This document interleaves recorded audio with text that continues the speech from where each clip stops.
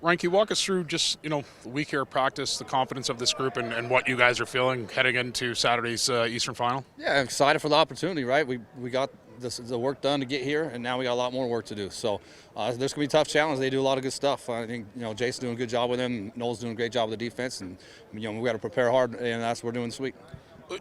When scouting here for this team, how much do you guys look back at the three matchups between you two throughout the regular season, or how much is it kind of looking at Montreal down the stretch and what they've been able to accomplish? Yeah, no doubt. We have eyes on it and look at all three games and, see the pattern of, what they might have changed on offense and defense, and then, what could we get better at? And then we also break down the other four games in our breakdown. So we look at that and compare the numbers and, see, what the similarities are and what's different.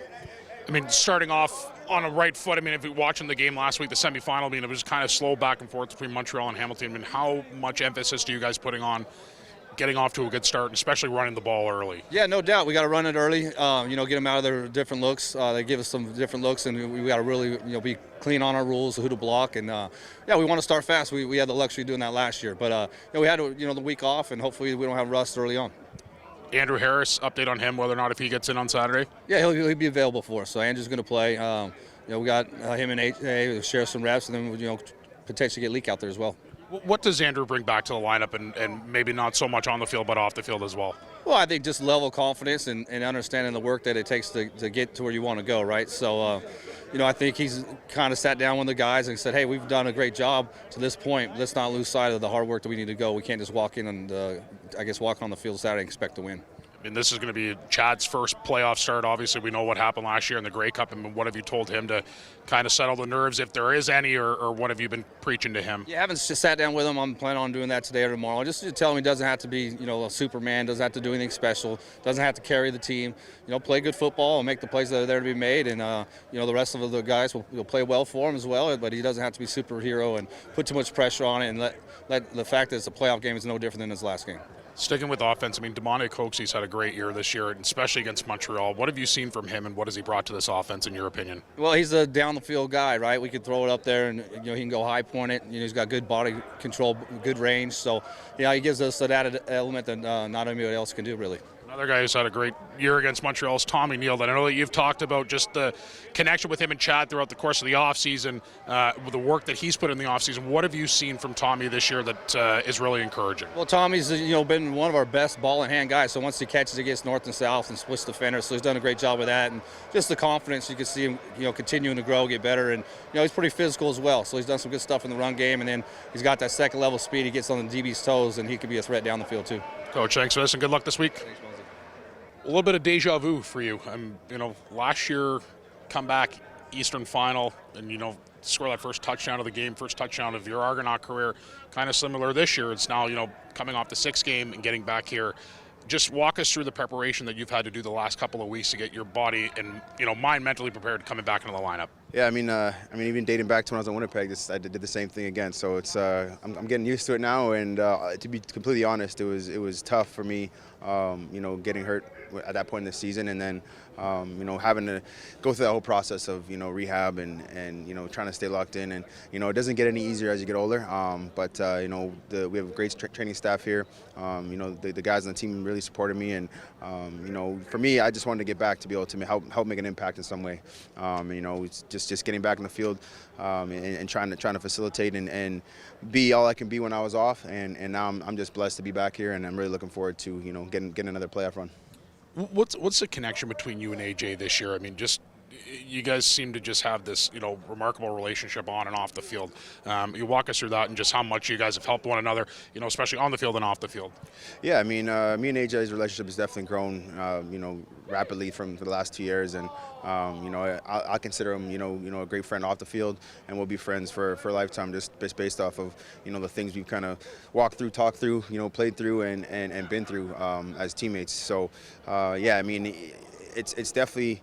In the beginning, it was we fed off each other, and now it's been more of a mentor role for me, mentoring him and trying to just give him all the little nuggets that I've acquired over the last 15 years, and he's been a sponge with that. And again, he's an inspiring player as how he carries the ball and the way he brings it every day. So I'm just excited that I'm able to pass some things down to him and watch him play the way he does, and then from a teammate standpoint now is just spelling him when he needs a breather, and obviously obviously just giving teams some difficult looks when we're both in the game together.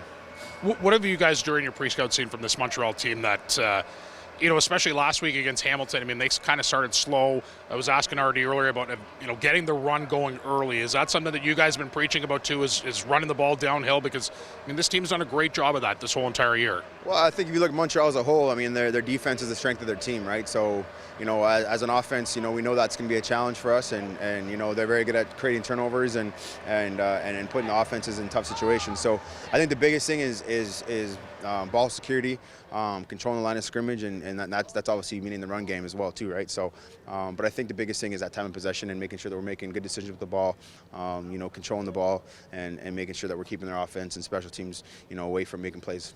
Just lastly, how excited are you to get back on the field? Yeah, I'm extremely excited. This is my last game until the next game, and then it's over for me. So I'm definitely embracing this, and I'm really excited for the opportunity, and I'm gonna rock it till the wheels fall off. Perfect. Thanks, mate. Awesome. Appreciate it. Thanks.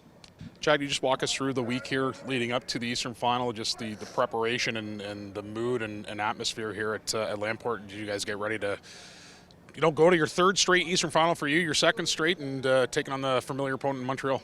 Yeah, we know it's going to be a tough opponent. We knew that, dating a few weeks back, we're going to get everybody's best shot. And, Montreal does some different things that we're going to have to be ready for. They have great coaches, great players, and we know they're going to have some wrinkles for us. We're going to have to be prepared, and that was the thing, too, for 2 weeks right now. We've been in the weight room, we've been on the practice field, we've been in the film room as much as we can and try to take advantage of it, but not over-assessing everything, just kind of, trying to figure out where we can get better at, where we can clean some things up at, and just go out on Saturday with a lot of intensity and focus and keep the ball rolling. How important is it to get off to a good start? It's huge. It's huge.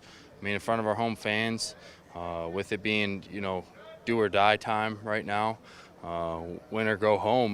This is everything. You want to get out to a fast start as soon as you can. You go back to that game on September the 15th. Almost playoff-like atmosphere, right? coming down to the wire, a block field goal by you guys. How much do you look at that game in preparation for this week? I think every game is important. Obviously, some had a little bit more meaningful, outcomes than the others. But I think every game you got to learn from, not look at what's happened in the past, learn from everything, and try to, capitalize on what's at hand. Offensively, your O-line is, this team's O-line has been arguably the best in the Canadian Football League.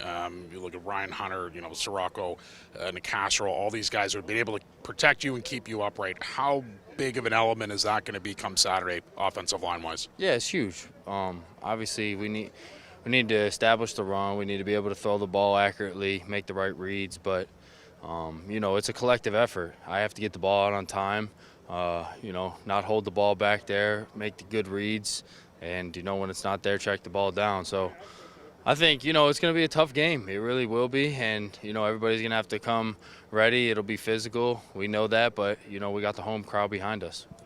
Ryan was saying, you're making your first playoff start in the Canadian Football League and says, you don't need to be Superman. You just need to go out there and do what you need to do. What does Chad Kelly need to do to be successful on Saturday? Take what the defense gives them. Just don't worry about the last play. Keep on focusing on the play at hand and, just manage. That's what we've preached all year is just manage, take what the defense gives you, and, the outcome's going to be what you want at the end of the game as long as, you hold on the ball and take care of the little things. Last thing, going to get 33 back in the lineup for you guys as well? Oh, huge. Obviously, he's a difference maker, a playmaker. He does everything you want in a running back and a lot more. He's a coach out there, and that's all I can ask for. Appreciate it, Chad. Thank you so much. Thank you. Go Argos.